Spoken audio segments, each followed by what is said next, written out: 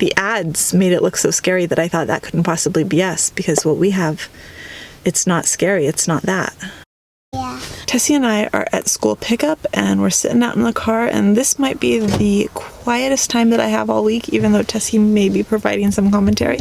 And so I wanted to make a video. You may hear her cuteness in the background. Hopefully it's not too distracting. Today I want to talk about the things that I had heard about autism, the things that I thought that I knew about autism that made it so that I never even considered autism as a possibility for Maggie until our doctor basically came back into the room after spending an hour with her and looked at me and said, "You know what, I am 100% certain that she is on the autism spectrum," and she was right. But I just about fell over because everything that I had heard about autism just didn't seem to fit who Maggie was.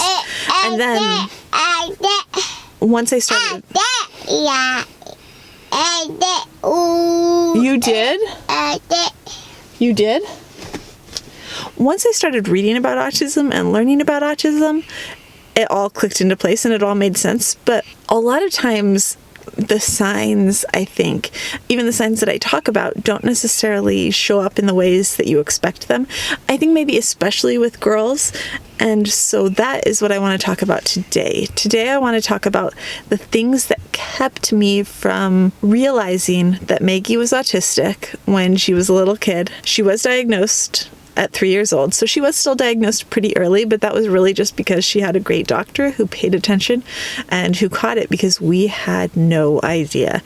And we realized she had a speech delay and that something was going on there and that she was speaking really, really late, but autism had not even really come into my mind yet. Before I go any farther, for anyone new here, I am the mom of 3 daughters who are on the autism spectrum. Our oldest daughter is 11, and she was actually diagnosed this year at the age of 11. Our next daughter is 9, and she was diagnosed when she was 3. And our youngest daughter is 3, and she was diagnosed when she was 18 months old. So autism is definitely something I have spent a lot of time thinking about over the last few years. So I would say that the first sign, the first stereotype that really stands out to me that I thought of when I thought of autism was someone who doesn't like to be touched. And I mean, touch aversion is definitely common in people who are on the spectrum, and Maggie actually does have touch aversion, and so does Tessie.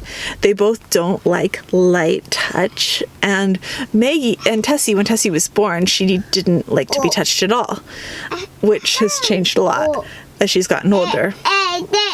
Yeah, huh? But Maggie was super, super cuddly. Sadie was super cuddly. And as Tessie's gotten older, Tessie has become super cuddly. And when Maggie was a 2-year-old, a 1-year-old, a 2-year-old, she would go off by herself sometimes and go into a room because she wanted things to be quiet. But she also was basically sitting on my lap probably like 75% of the time. Anytime I sat down, she was on me, cuddled up to me with her hand on my face. She was a super cuddly little kid. And that was not the picture that I had in my head of autism. I didn't think that autism was cuddly. I didn't think that an autistic person could be cuddly. And honestly, all of the autistic people in our family are pretty cuddly and have been from the time that they were small, with the exception of Tessie's first year of life when she really didn't like to be touched at all. Maggie didn't like light touches. She liked wearing a lot of clothes that was really fitted and that offered compression, but she didn't mind a hug. She didn't mind sitting on me. She didn't mind being held. And so that is really the first stereotype that made it so that I didn't even consider autism as a possibility when she was a little tiny kid. Next up is that I didn't really think of people as being happy, as smiling a lot, as laughing a lot. The picture that I'd seen painted of autism by every advertisement I'd ever seen was really glum and gloomy and sad and heartbreaking. And our lives weren't like that. Our girls weren't like that. Hey, Tessie.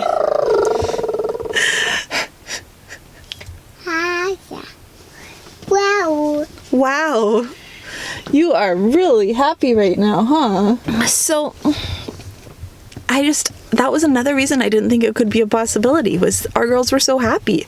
And the picture I had seen painted of autism was so depressing and sad and painful that I just didn't think that that could be us, because our lives weren't that. They weren't that picture that some of the big autism nonprofits paint. And how could this happy little girl who was wild, yes, was into everything, yes, didn't talk, didn't really communicate in a typical way, how could she be this thing that had been presented as so terrifying? Because she wasn't terrifying.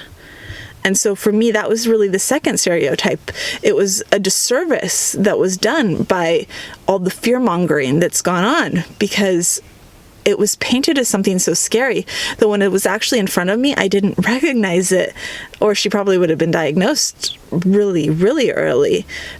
And I didn't recognize it because the ads made it look so scary that I thought that couldn't possibly be us, because what we have, it's not scary. It's not that. Now, flat affect definitely is a thing. And I mean, there are definitely times when all of our girls kind of do have flat affect, like where just their faces don't really appear to have a typical expression, like where Tessie just kind of has almost no expression, I guess you would say. I think that's what they call it. I could be wrong, but I think I've heard it be called that before. But a lot of times they're smiling and laughing and just, yeah, Tessie sees a camera and she is cheesing it up and has the hugest smile on her face. So I guess that's another thing. All three of our girls, especially when they were little, were always so smiley. They were always looking at the camera. They were always huge smiles for the camera. And that was actually one reason that a lot of people questioned it when especially Tessie was diagnosed, was she was always looking directly at the camera and smiling for the camera. Now, this wasn't something that made me doubt it, but it's something that other people have questioned a lot.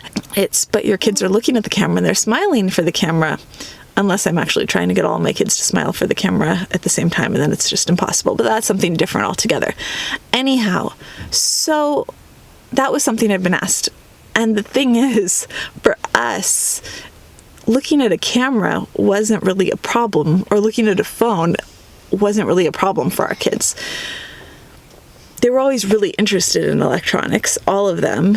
And so, of course, they'd be looking at the camera and usually smiling and looking really alert at the camera, because that was something that was interesting to them. And it was a thing that really caught their attention and held their attention. So that was never really an issue. And I guess that wasn't one that made me doubt it, but that was definitely one that made other people doubt the diagnosis. And because they would just see still pictures of Tessie or of Sadie or of Maggie and see them smiling in those pictures and be like, that's not what autism looks like. And again, I think that does go back to the picture that's been painted very publicly of what autism's supposed to look like. And it's not supposed to look happy, but it can. It can. People are different. Next up was eye contact. And something I learned later on, or realized later on, was just how much eye contact can vary. Tessie didn't make eye contact early on, and later on with both of the older girls, I would realize that eye contact was a struggle, but in the beginning, I didn't notice it at all. And I've mentioned before, I don't love making eye contact with a lot of people, but I have no problem making it with other people, with people that I'm totally comfortable around, with people that I'm close to. It's something that I don't think about. And so Maggie would make eye contact very, very intentionally. She would grab my face, she would put her eyes up to my eyes, and Tessie does that now too. When Tessie wants my attention, she grabs my face and she stares like straight into my eyes. And so because the girls have all done that, have all used eye contact with us in our family really intentionally, I didn't really notice that, hey, they weren't making eye contact with other people because they were still so little.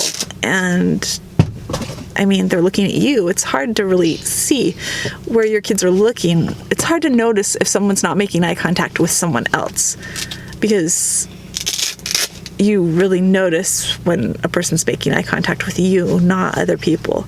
So I would say that was another big one for us. And some people have suggested to me that's more almost of a girl thing, that girls can be better at masking that, the eye contact. But for us, I noticed the eye contact with Tessie, but I really didn't notice it with Maggie until after she was diagnosed, and I didn't notice it with Sadie until she was in school, really, and then I really started to notice it with her. Oh, the sun changed, and now it's really bright on us. Where are you gonna go? Hello, cutie. Your cuteness and joy.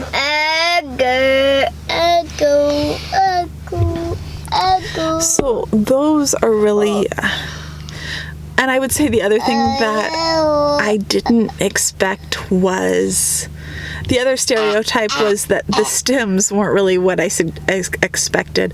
Maggie never rocked, she didn't flap, Sadie flapped, but Maggie didn't have any of the stims that I'd heard of. She did things like climb everywhere and hold little toys in her hand, and she didn't flap, she didn't rock, she didn't really spin.